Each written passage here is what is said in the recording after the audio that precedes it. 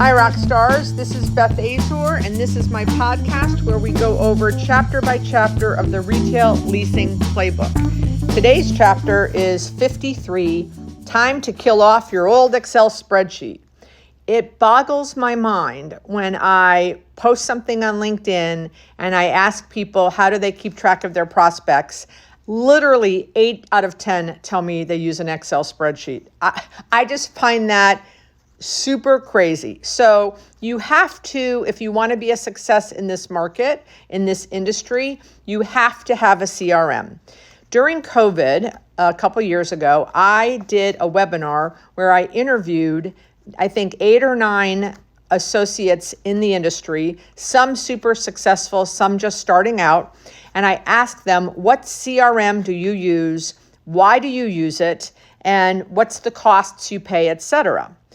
Because my dear friend Rod Santamassimo from the Massimo Group, who's a phenomenal coach and trainer, or he's a coach, he's not a trainer, he always tells me, they have done CRM panels, but they've done it with the people from the companies who are always, basically trying to sell their product. So I wanted to do something different by interviewing actual users of the product. So if you have not chosen a CRM platform yet, go on my YouTube and find that webinar, which, like I said, 8 to 9 people I interviewed and asked them what CRM programs you use. And people got to ask questions in the chat. It's super good. It's long. It's like 2.5 hours, I think. But you can, listen to it while you're driving or, break it up into 3 or 4 moments to listen, or just fast forward to the 2 or 3 CRMs that you're thinking about using and hear. And I bet even if you followed up with the folks that I've interviewed, I bet they're still using that CRM. Barry Wolf has been using his CRM, which I think is RealNext or something like that. He's been using it for 30 years. I'm sure they wouldn't mind if you reached out and asked them some questions about it.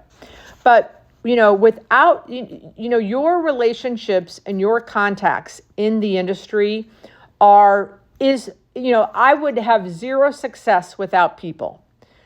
People say to me, my Rolodex, which is, again, your contact database of people, that my Rolodex is, like number one. And it's because I've been doing it for 35 years and I've collected the names and the information of the people that I meet.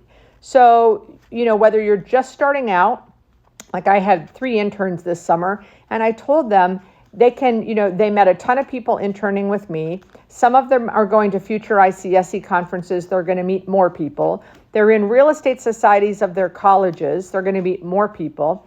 Start filling in your CRM, and before you know it, you'll be at, 5,000 people in year 3. And I promise you, I'm still doing deals with people that I met 30 years ago that are in my CRM.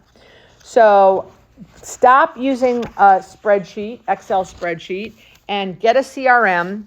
You cannot be successful without it. And I can't wait to hear that you got it. Email me, text me, tell me you picked which one you picked. Now, once you pick one, so what I did, I used Act Forever, and then I had to pick a new one. And it took me like 2 or 3 different ones to try before I ended up picking Pipedrive.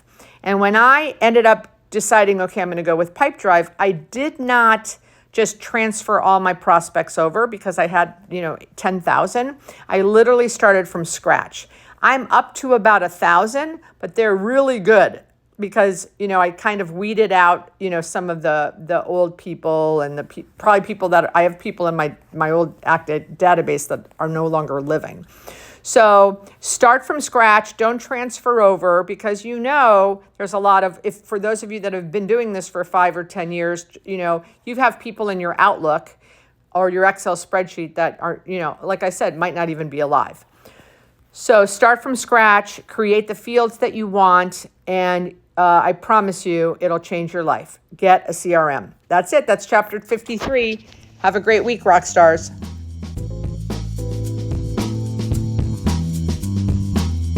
Thank you for listening to this week's podcast. I hope you learned a few nuggets to help increase occupancy and lower vacancy. See you next week, where we'll go over a few more chapters of my book, The Retail Leasing Playbook.